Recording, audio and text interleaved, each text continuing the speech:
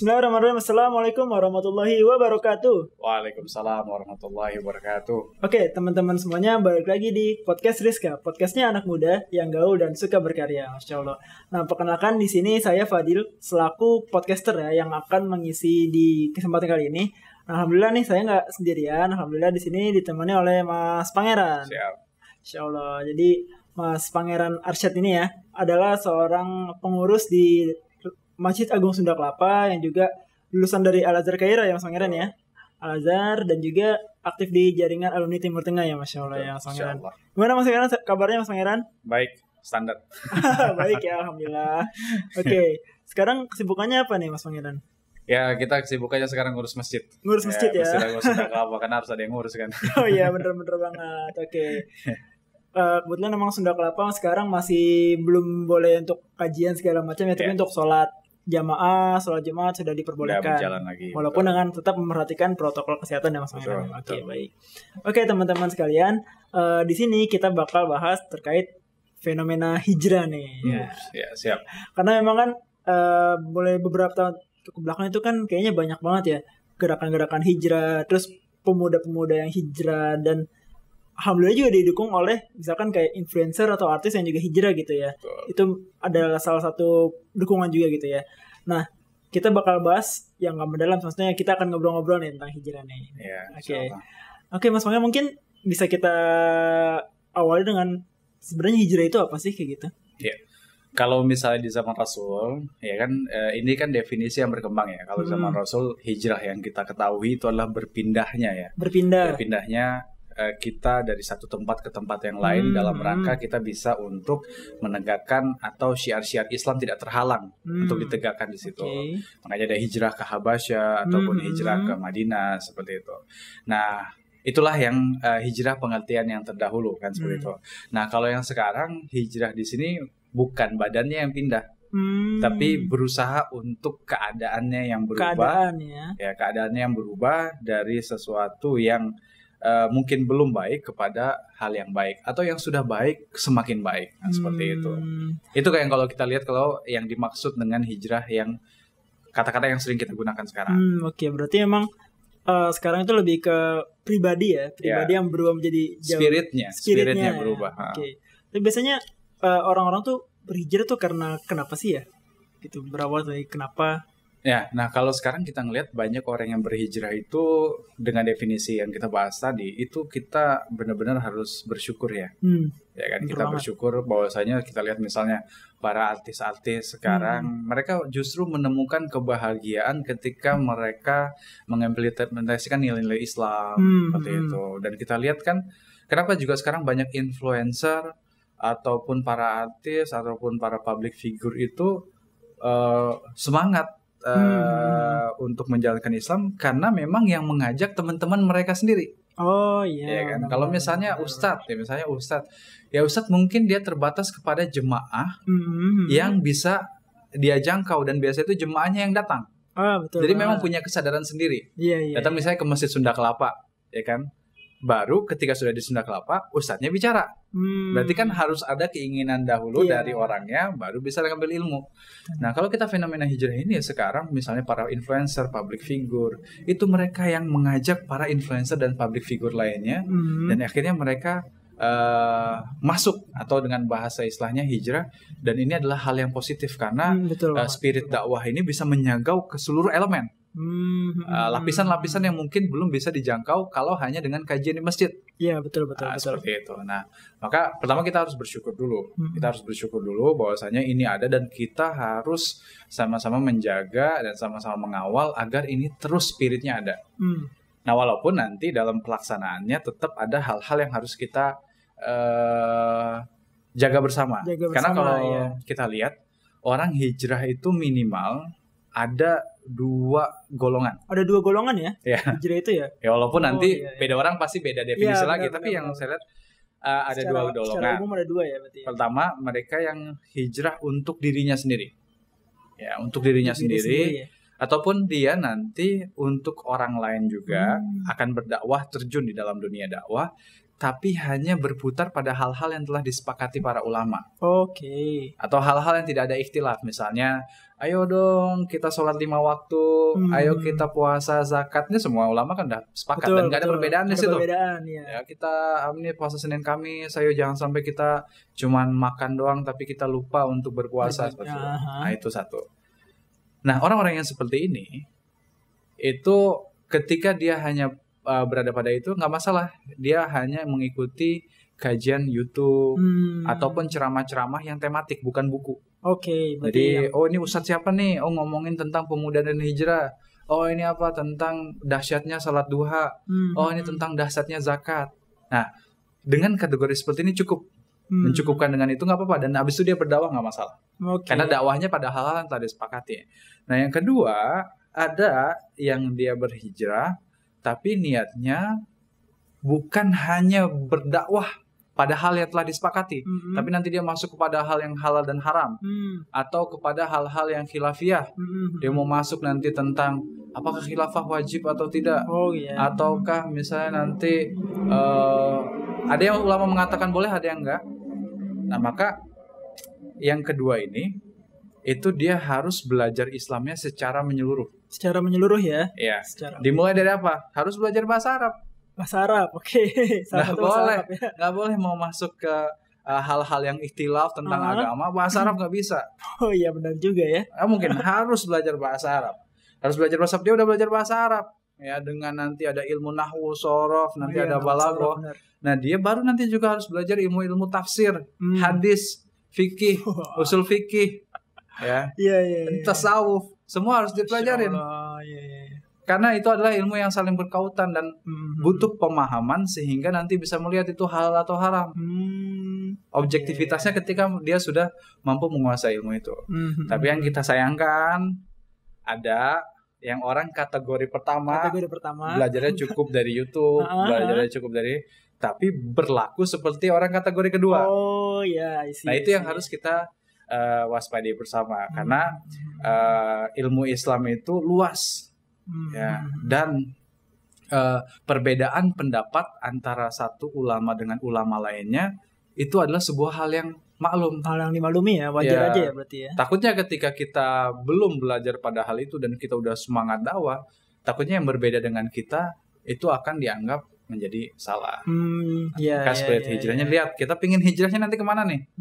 Ujungnya untuk dakwah ke diri sendiri atau ngajak orang kepada hal-hal yang sudah disepakati. Oke, cukup ngaji-ngaji di YouTube, ngaji di apa. Habis itu tetap fokus dalam menjalankan kewajiban kita dalam urusan duniawi. Gitu. Tapi kalau pingin benar-benar dakwah secara menyeluruh, ayo ngaji dulu. Oke, berarti emang kita harus tahu dulu ya tujuan kita tuh untuk diri kita sendiri atau untuk ke orang banyak, misalkan gitu ya Mas Mangran ya. Betul. Oke, jadi emang apa ya, problematika sekarang pun juga mengarah ke sana gitu ya. Banyak yang tadi Mas Mangran bilang yang golongan 1 materi masuknya ke golongan 2 gitu. Agak ini juga ya. Nah, itu gimana Mas Mangran cara kita menjaga hal itu, jadi menjaga spirit untuk hijrah itu tuh? Ya, biar kita nggak pindah-pindah golongan itu ya. Kita kayak harus pelajari tentang akhlak dari para aulia sholihin ataupun para ulama. Jadi ada Luqman Hakim. Walaupun ini statusnya masih berbeda ulama. Ada perkataan yang mengatakan bahwasanya Luqman Hakim adalah nabi. Bukan di 25 nabi dan rasul yang telah jelas namanya kan, nabi banyak sekali. Ada yang mengatakan itu adalah wali. Ya kan, seperti itu. Tapi inti yang saya ingin sampaikan, Luqman Hakim itu apa? Orangnya bijaksana. Ya. Jadi para umat di zaman beliau itu selalu bertanya kepada beliau pada perkara ini dan diberikan hikmah. Sampai suatu ketika masyarakat di zaman Luqman Hakim bertanya, tapi Luqman Hakim tidak mau jawab sama sekali. Mereka bilang, kita bertanya kepada Anda terus-terusan, kok sekarang nggak mau jawab? Gitu ya. Terus Luqman Hakim berkata, Allah telah mengutus Nabi Daud. Oh, pas Nabi Daud dia nabi. Ya, dan dia nabi.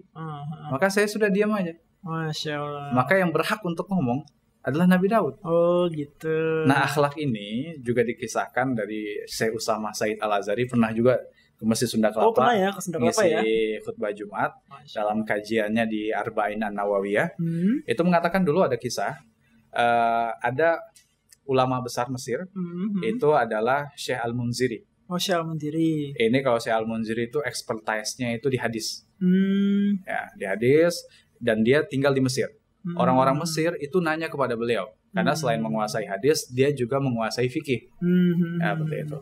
Sampai suatu ketika datang Imam Izzuddin Abdussalam dari Syams, Suriah kalau sekarang. Suriah, ya betul. Ya kan? Ketika datang, dan Imam Izzuddin Abdussalam ini adalah kepakarannya di ilmu fikih. Ya. Dan dia juga mengerti hadis, tapi kepakaran utamanya di fikihnya ya. Nah, akhirnya ya umat Islam di Mesir ketika itu nanya ke Syekh Al-Munziri, dan dia bilang, ana askut bah. Oh, itu kalau bahasa Mesir. Udah, ana diem, gitu kan. Kenapa? Ya karena sekarang sudah ada Imam Izzuddin Abdussalam. Dengan ada Imam Izzuddin Abdussalam di Mesir, maka dia adalah muftinya dan saya diem. Oh gitu. Nah, itu kan berarti menghormati adab ya. Adab kepada orang yang lebih tahu. Nah, seperti itu. Dan juga kayak kalau di Mesir biasanya tuh kalau majelis kajian atau selawat atau apa itu ulamanya bakal banyak yang datang. Betul. Tapi yang ngomong palingan 1 atau 2. Iya, betul banget. Itu yang paling tua. Iya. Kita kasih mic nih. Iya. Gak mau. Maunya yang paling ini. Iya, karena itu adab. Ya. Adab kepada ulama ataupun orang yang menguasai seperti itu. Nah, maka itu juga nanti yang kita harus pelajari ketika kita berhijrah. Memang kita sekarang sudah banyak tahu akan Islam. Tapi ketika ada orang yang lebih tahu, ketika ada orang yang memang kajiannya dari kecil, udah masuk pesantren, udah kuliah pun ilmu agama, atau bahkan sampai dia mulazamah itu apa ya? Mendedikasikan dirinya berada di sekitar para gurunya, maka itu kita harus bisa menghargai dan jangan sampai berkata, saya kan udah hijrah nih, saya udah hijrah, wah ini nggak sesuai dengan sunnah ini, wah ini nggak sesuai dengan Al-Quran nih.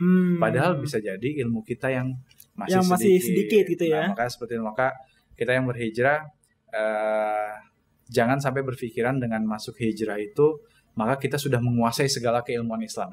Kita baru masuk ke jalannya, dan dalam perjalanannya itulah kita tetap harus melihat, dan kita harus tetap banyak orang yang kita teladani sehingga kita nggak belok kanan belok kiri dan tetap belajar di jalan. Betul banget.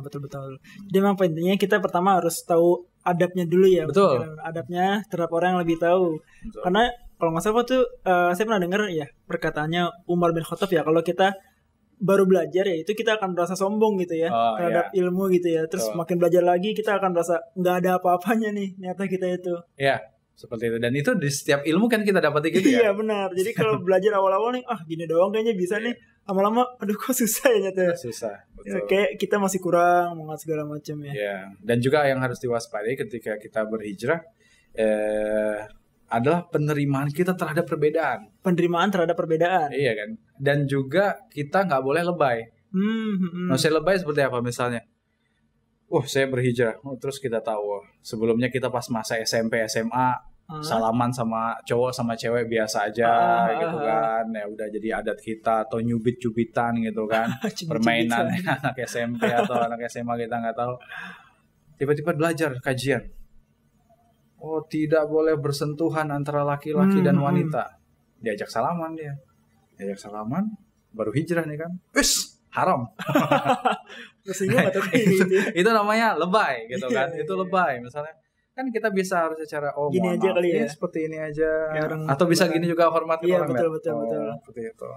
Nah, kenapa? Karena jangan sampai lebay, takutnya orang belum siap menerima perbedaan yang ada gitu kan. Karena kita aja untuk hijrah butuh berapa lama?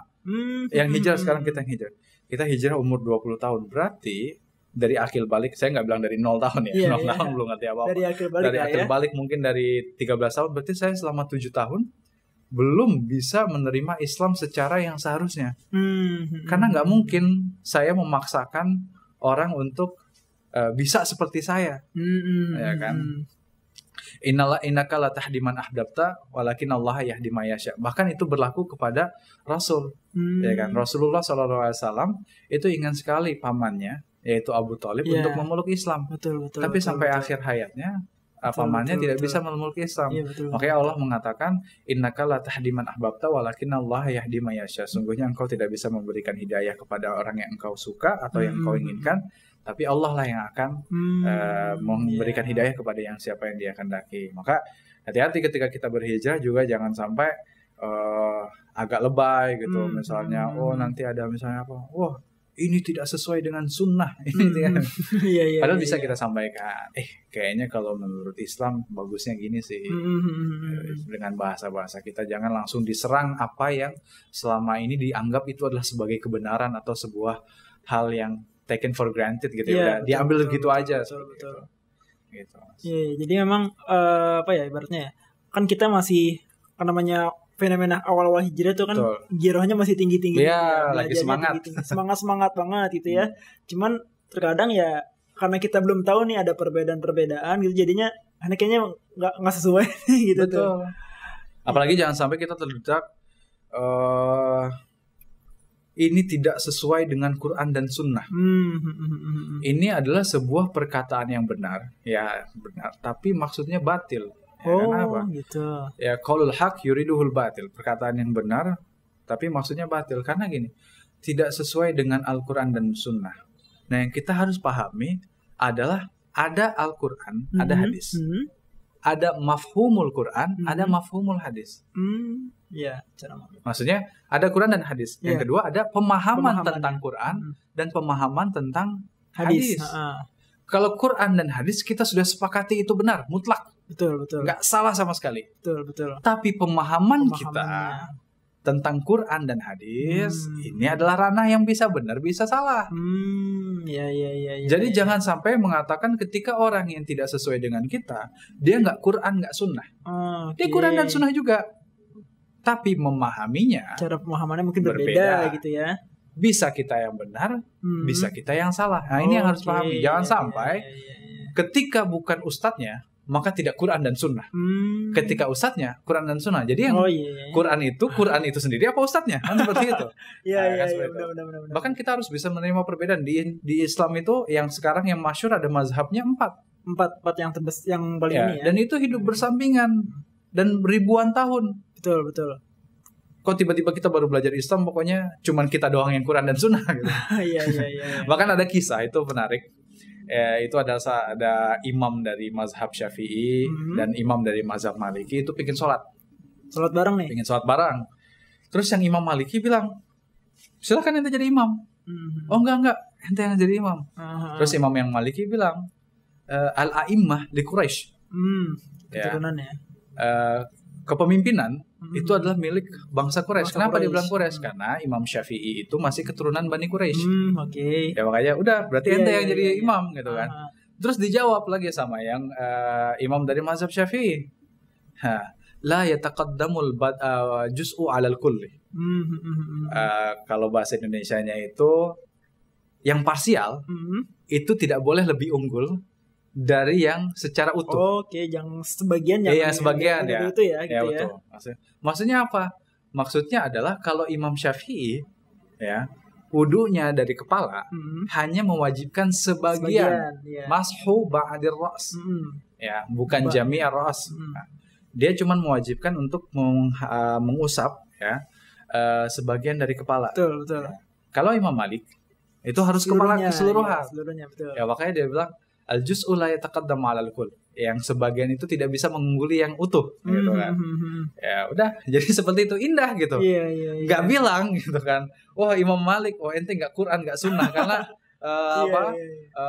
ente gak mewajibkan seluruh kepala, padahal yang wajib cuma sebagian. Nah, seperti itu adabnya. Malah di situ bisa menjadi sebuah kayak apa ya?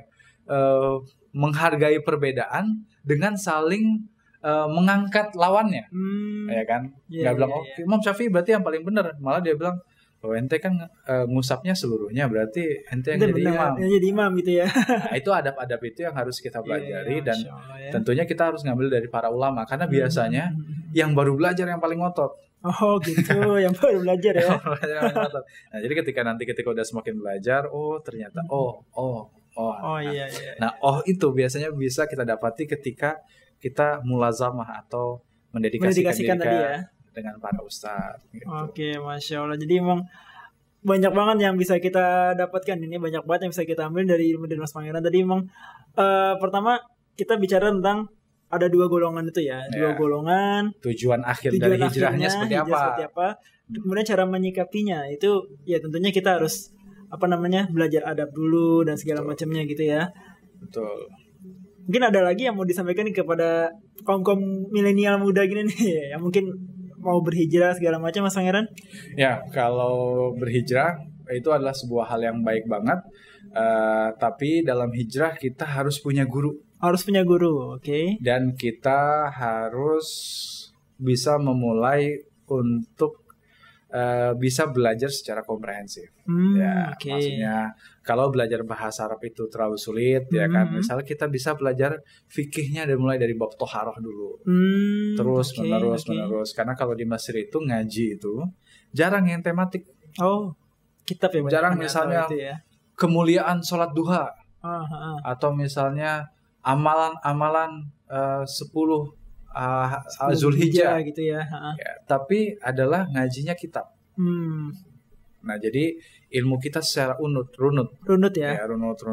Dan itu kita duduk 1 tahun dengan yang kajiannya tematik, beda lompat-lompat tema, itu pemahamannya akan berbeda ya. Nah, sekarang kita udah banyak ulama-ulama kita, bahkan kita juga bisa mengakses ulama-ulama dari Timur Tengah walaupun kita nggak menguasai bahasa Arab dari YouTube yang sekarang udah ada terjemahannya. Ada terjemahannya, benar. Ya, maka jangan memuaskan diri kepada hal-hal yang tematik, tapi mulai baca. Misalnya kalau di akidah ada Aqidatul Awam, akidahnya untuk orang awam, Habib Ges mengampu juga ya. Seperti itu. Terus nanti bisa untuk fikihnya Matan Abi Syuja, ya, itu bukunya Kifayatul Ahyar. Di sini Kiai Haji Khalil Nafis ngajar di sini. Terus yang siang-siang juga Ustadz Hikam ngajar. Biarpun pengajarannya lama, tapi ilmunya komprehensif. Sehingga apa? Sehingga kita nanti dalam pelajaran itu dengan dibimbing Ustadz, ada hal-hal yang kurang paham bisa kita tanyakan. Masya Allah. Dan kita tidak merasa diri kita udah hebat sendiri. Betul. Ketika kita belajar sendiri dan tidak ada ustadz, kita merasa diri kita tahu. Takutnya spirit hijrah ini di awal memangkat kita, di akhir justru menjatuhkan kita. Coba kayak misalnya tadi tindakan-tindakan lebay. Orang akhirnya jadi antipati apa jadi simpatik? Antipati sih kayaknya. Kan? Dan tindakan-tindakan lain, jangan sampai kita berharap dengan hijrah kita menjadi pintu bagi hijrahnya orang lain. Jangan sampai hijrahnya kita justru menutup pintu hijrahnya orang lain karena kurangnya ilmu kita. Masya Allah, iya benar. Kalau yang bilang tentang hijrah, ayo hijrah udah banyak. Tapi iya. Setelah kita hijrah, bagaimana kita menyikapinya? Ini yang kita jangan sampai terjerumus atau salah sehingga orang tertutup pintu hijrahnya karena kita. Masya Allah. Masya Allah, Mas Pangeran, banyak banget materi yang bisa disampaikan nih. Teman-teman semoga dapat intinya nih tadi. Amin. Masya Allah. Oke, makasih banyak Mas Pangeran sudah mau mampir nih di Remaja Islam Sunda Kelapa nih ya, di Secret yang Masya Allah. Keren juga ya. Oke teman-teman, insya Allah kita akan bahas-bahas tentang tema-tema yang lain yang tentunya akan lebih menarik juga. Dan insya Allah kalau mungkin di lain kesempatan kita insya Allah bisa ketemu lagi ya Mas Pangeran ya. Baik. Saya di sini kok. Di sini juga ya. Oke. Teman-teman, saya Fadil, lebih kurang yang mohon maaf, dan Mas Pangeran ya. Wabillahi taufiq wal hidayah. Wassalamualaikum warahmatullahi wabarakatuh. Waalaikumsalam warahmatullahi wabarakatuh. Rizka Muda Gaul Berkarya.